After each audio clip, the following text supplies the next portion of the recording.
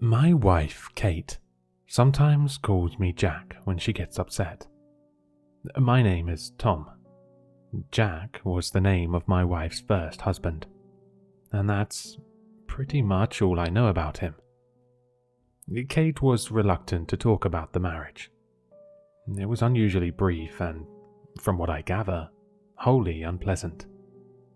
I did my best not to pry.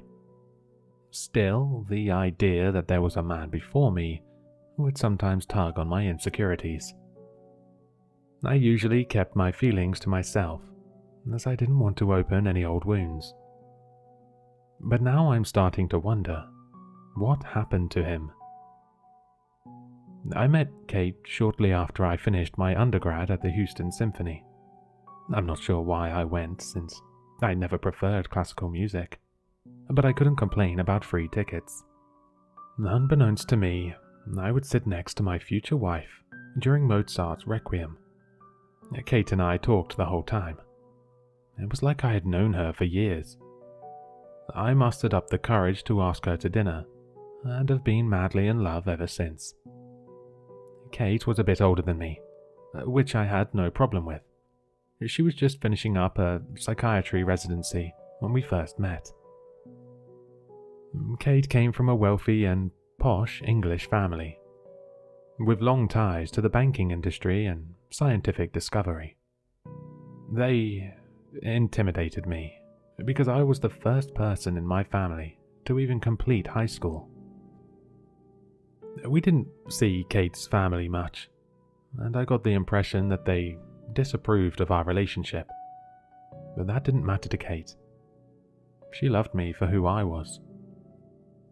We eloped after only 6 months of dating and moved in together. Kate started her practice in our new home, and life began to make sense. I didn't have to worry about money anymore, and Kate suggested I quit teaching to focus more on my novel. I've been writing a book, but my creativity and willpower took a dive when I started teaching. Sitting at my desk all day was dull and isolating.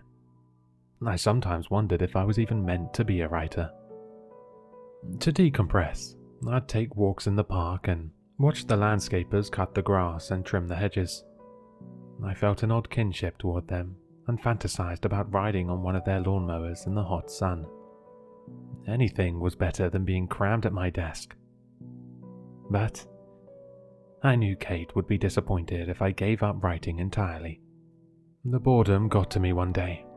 I just couldn't stand being trapped in my study for another 8 hours. Kate was at a medical conference, so I had the whole house to myself for a few days. After 1 or 2 bottles of wine, I found myself standing outside Kate's office. Kate was very protective of her office space, and I couldn't step foot in there unless I brought her lunch. But I was drunk, and my curiosity got the better of me. So, I went in. Kate's office was smaller than I remembered. It had olive green walls and was usually dimly lit with candles. There was a relaxing waterfall fountain in the back corner, and when you lay on the chaise lounge, you felt like you were in a tropical paradise. I sat down to clear my head, when I noticed another door in the room. I was sure I had never seen it before. I opened the door and was greeted by a black room with soundproofed walls. In the middle of the room was a tiny round table with 2 lounge chairs. An old light bulb hung from the ceiling. What the hell was this place? It felt strangely familiar, and I felt anxious when I explored it. In the corner of the room was a dusty filing cabinet. It must have contained patient records. I know I shouldn't have opened it, but I was still inebriated enough to do something irresponsible. I opened the top drawer, but it only contained one thing: a wrinkled composition notebook. I picked up the notebook and realized it was someone else's journal. The first date was almost 10 years ago, written on the top margin in faded black ink. Jack Taylor. I rushed back to my study and slammed the door. I knew I would feel terrible for invading Kate's privacy once I sobered up, but I started to read the journal anyway. The first entry was short and many words were either crossed out or misspelled. Dr. Kate said I should keep a journal to write down my thoughts. She said it would help me feel better. So here they are. My name is Jack Taylor. I'm 25 years old. I was born in Waco. I like to be outside. I like to watch the Cowboys on Sunday. I like to drink Lone Star beer. That's all, I guess. I almost started laughing. No wonder their marriage didn't last very long. This guy was a total dud, and not at all Kate's type. I wonder what she saw in him. I decided to keep reading as my ego prevented me from not making fun of this guy. I glossed over to the next entry. I showed Kate my first page, and she got mad at me. She said that this journal was for feelings and emotions. Well, excuse me. It was her idea in the first place. I feel bad, I guess. She's so smart, and I'm me. I'm just a gardener. I'll have my own business someday, though. Then I'll ask Kate to marry me.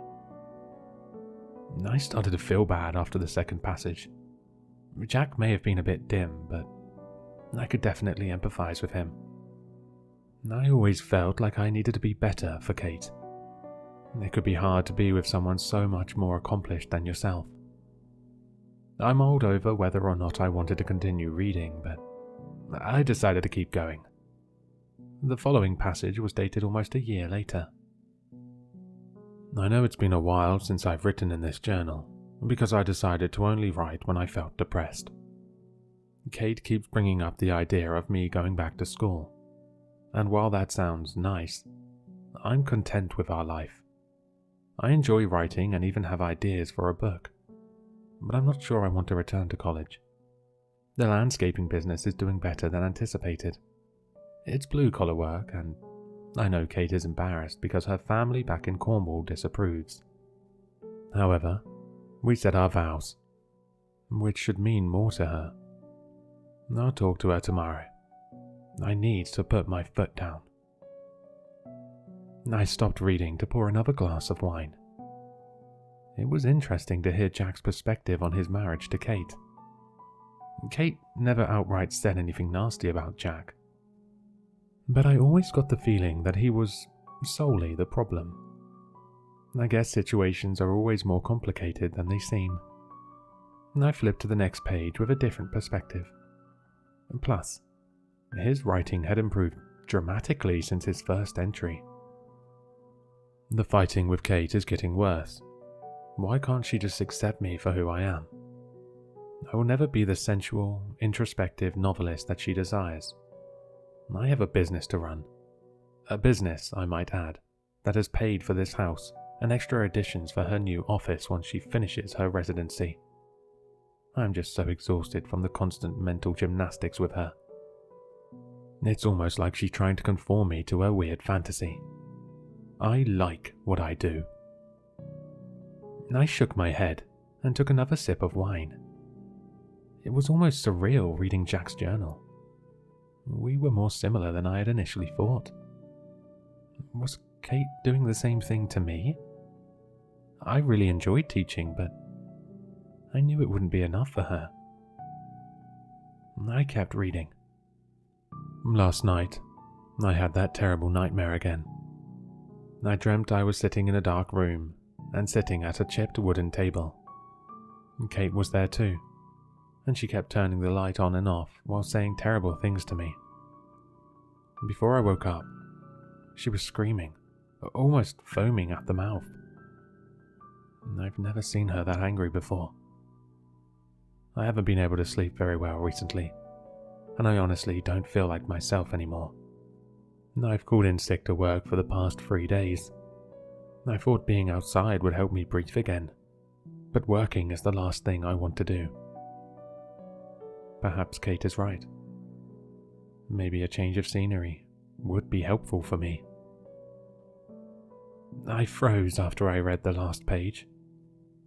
The room Jack dreamt about had to be the same in Kate's office. Was Kate doing something to him?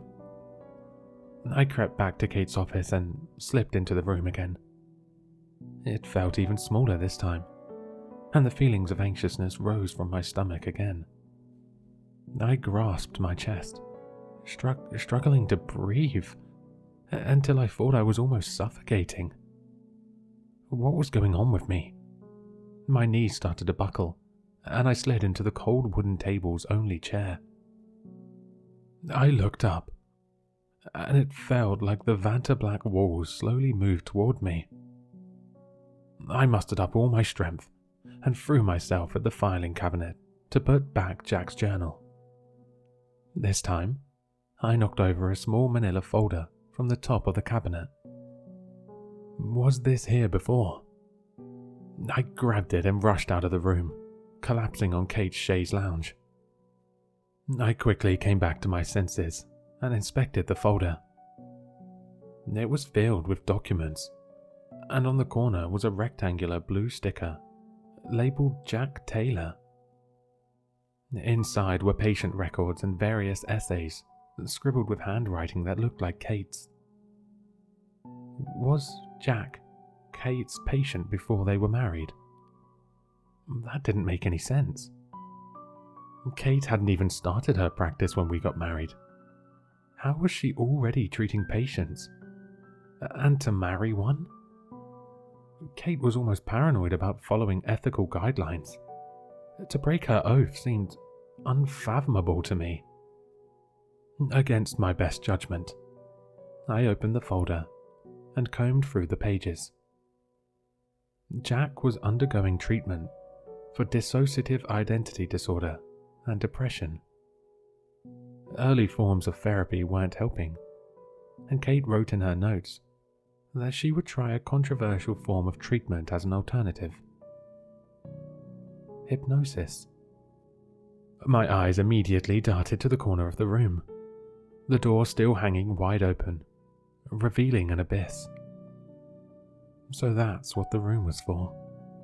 I kept flipping through the pages, and found through Kate's notes that the therapy seemed to be working, though Jack's disorder desperately tried to fight it. There were several documents on hypnotherapy, and a letter from a former professor on his experience implementing the procedure. I knew from Jack's journal that he had vague memories of being hypnotized, and that they manifested into his dreams. This was wrong. A photograph slid out of one of the papers in the folder. I picked it up to examine it. It was a picture of Kate and a man I assumed to be Jack. He was burly, with cropped black hair, a bushy beard, and an apparent farmer's tan. He looked familiar, but I didn't think I had ever seen him before. Maybe I learned too much about this man, but I'm deciding to confront Kate about him. She always preaches that honest conversations strengthen relationships. So now is the time. I'm going to finish up writing here, and then wait for Kate to get home. It may be painful, but I need to do this for myself. And maybe even for Jack, wherever he may be. I suppose I owe you an explanation. I'm honestly impressed at how much of a sleuth you are. I have no idea how you came across Tom's musings, though it does not matter. Fine. I will grant you this one favor. Jack came to me as a patient in the early 2000s. He was a gardener who drove his large truck through a bar during a manic episode. I must admit, he was quite striking when I met him. Tall, muscular, and hairy. Exactly my type, physically. He wasn't Oh, how do you Americans say this? The sharpest knife in the drawer. But what if he could be? What if he could be convinced over time that he was the man of my dreams? Hypnosis is a tricky procedure, and it takes years to bind someone to your will. I hit an impasse after Jack and I were married, until I had an epiphany. Jack Taylor would never be a romantic writer who would serenade me with poems and beach novellas. But Tom Rhodes could be. I didn't need to bend someone to my will.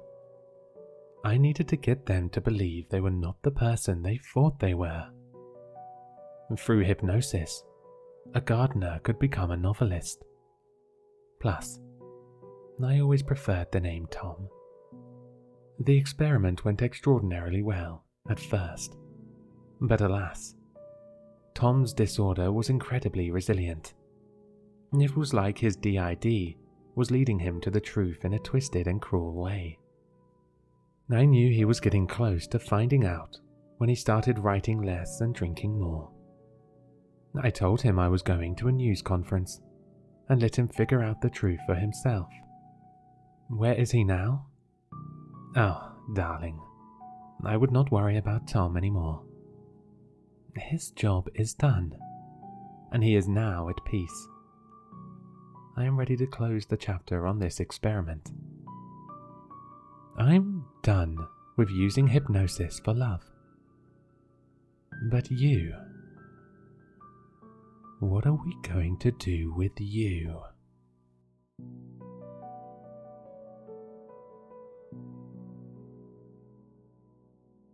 Hello, sinister listeners. If you've enjoyed this story, then you'll find all the author's information in the description below. For more content, be sure to like, comment, and subscribe to succumb to the sinister.